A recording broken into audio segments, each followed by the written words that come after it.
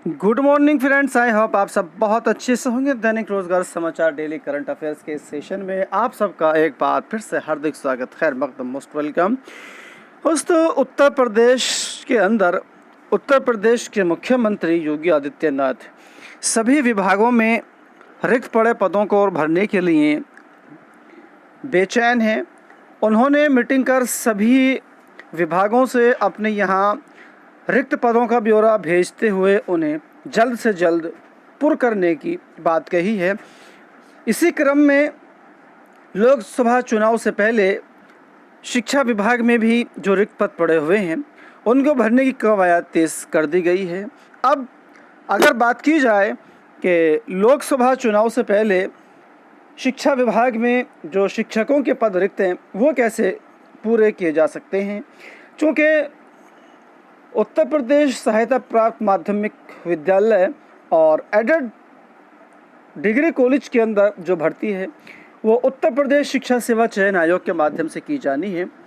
लेकिन अभी तक कैबिनेट से मंजूरी के बाद भी उत्तर प्रदेश शिक्षा सेवा चयन आयोग के अंदर, या कह लीजिएगा कि इसके अंदर अभी अध्यक्ष और सदस्यों की नियुक्ति नहीं हो पाई है। और अध्यक्ष सदस्यों की नियुक्ति के बाद भी कम से कम 1-2 महीने का समय तो इसके कार्य प्रणाली को शुरू होने में ही लग जाएगा। और फिर एग्ज़ाम की तिथियां घोषित होने में भी कम से कम एग्ज़ाम के जो होगा उससे पहले 1 महीने का समय तो दिया जाना चाहिएगा। तो लोकसभा चुनाव से पहले माध्यमिक, इंटर कॉलेज और एडेड डिग्री कॉलेज के अंदर जो शिक्षकों के पद पहले से विज्ञापित हैं और विज्ञापन जारी होकर फॉर्म भरे जा चुके हैं, उन पर एग्ज़ाम कैसे हो पाएगा, एक बड़ा प्रश्न है।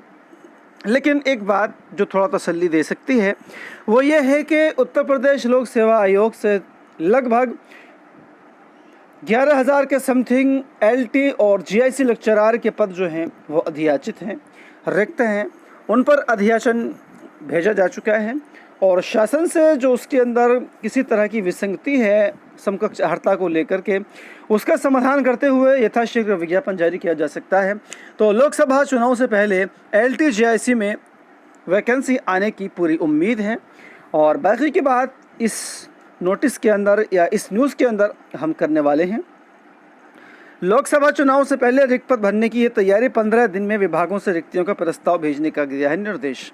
राज्य सरकार लोकसभा चुनाव से पहले सरकारी विभागों में खाली पदों को भरना चाहती है। इसके लिए विभागों से रिक्त पदों का ब्यौरा तैयार करते हुए संबंधित आयोगों को 15 दिन में भेजने का निर्देश दिया गया है। भर्ती प्रक्रिया पूरी करने के लिए ई अधियाचन के माध्यम से प्रस्ताव भेजने की व्यवस्था लागू की गई है। राज्य सरकार ने समूह ग के पदों पर भर्ती का अधिकार उत्तर प्रदेश अधीनस्थ सेवा चयन आयोग UPSSS से समूह के ख के पदों पर भर्ती का अधिकार उत्तर प्रदेश लोक सेवा आयोग को दे रखा है।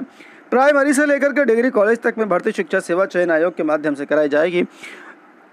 शिक्षा सेवा चयन आयोग के अध्यक्ष के पद पर जल्द ही तैनाती की जाए तैयारी है, जिससे शिक्षकों के रिक्त पदों को जल्दी भरा जा सके। तो अध्यक्ष की नियुक्ति की बात यहाँ पर जल्दी कही गई है, लेकिन कब होगी ये जल्दी एक ज़माने से सुनते चले आ रहे हैं। और उसके बाद सदस्यों की भी नियुक्ति होनी है, तो ये अपने आप में एक बड़ा प्रश्न है। खैर, एग्ज़ाम कभी भी हो, अगर आपने सहायता प्राप्त माध्यमिक विद्यालयों के लिए TGT PGT का फॉर्म भी भरा है, या फिर एडेड डिग्री कॉलेज में विज्ञापन संख्या 51 के तहत असिस्टेंट प्रोफेसर के लिए आपने आवेदन किया है, तो आपको अपनी तैयारी लगातार करते रहना चाहिए। एग्ज़ाम कभी भी हो सकता है, कहीं ऐसा ना हो आप तैयारी ना करें और एग्ज़ाम की तिथि घोषित हो जाए और एक सुनहरा मौका आपके हाथ से निकल जाए। तो मेरी सलाह है, आप तैयारी करते रहिए। अच्छे स्टूडेंट की पहचान यही होती है कि वो एग्ज़ाम की तिथि नहीं देखा करता, बल्कि हर वक्त अपनी तैयारी को अगले रोज़ एग्ज़ाम की तिथि मानकर करता रहता है। तो इसी तरह आप भी करते रहिएगा। आइए बात कर लेते हैं थोड़ी सी कुछ करंट अफेयर्स से। और इससे पहले हम बात करते हैं उत्तर प्रदेश लोक सेवा आयोजित कराई जा रही UPPCS मेंस परीक्षा के प्रश्न पत्र के बारे में। तो कल जो प्रश्न था उसके अंदर पूछा गया है, यूपी डिफेंस इंडस्ट्रियल कॉरिडोर की खासियत आपकी नज़र में क्या है, इसके ऊपर जो है वो प्रश्न था। और बाकी के जो प्रश्न थे कि किस किस तरह से थे, आप यहाँ से देख सकते हैं। तकरीबन पूरा प्रश्न पत्र इस अखबार में यहाँ पर इस खबर के अंदर दिया गया है।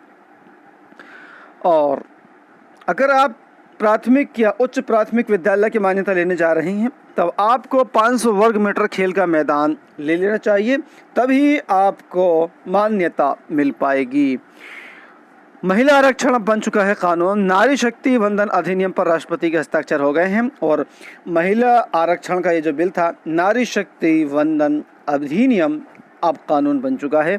केंद्र ने जारी कर दी है सूचना, जनगणना और परिसीमन के बाद अमल में लाएगा। और इसके अलावा एक और बड़ी अपडेट है कि आपको बताते चलें कि आज 30 सितंबर 2023 है और आज का दिन 2000 के गुलाबी नोट को बदलने की आज अंतिम तिथि है। इसे आप बदल सकते हैं या जमा कर सकते हैं। इसके बाद ये 2000 का नोट चलन से बाहर कर दिया जाएगा। और वन नेशन वन इलेक्शन 2029 से एक साथ कराए जा सकते हैं। एक देश एक चुनाव पर आगे बढ़ा विधि आयोग, विधानसभाओं का कार्यकाल घट बढ़ सकता है। जिस तरह से वन नेशन वन इलेक्शन या एक देश एक चुनाव की बात हो रही है, तो मोदी सरकार को चाहिए कि वन नेशन और वन पेंशन की स्कीम भी लागू कर दें। जितने भी मंत्री, नेता या फिर MP MLA हैं, सभी को एक जैसी पेंशन मिलनी चाहिए। अगर कर्मचारी को NPS है तो इन नेताओं को भी अपने आप को NPS ले लेना चाहिए या फिर सभी का OPS लागू कर देना चाहिए। तो दोस्तों, इस वीडियो में इतना ही। वीडियो अच्छी लगे तो लाइक कीजिएगा, शेयर कीजिएगा, साथ ही साथ इसी तरह की दूसरी अपडेट्स पाने के लिए चैनल को सब्सक्राइब करना ना भूलिएगा। Thank you.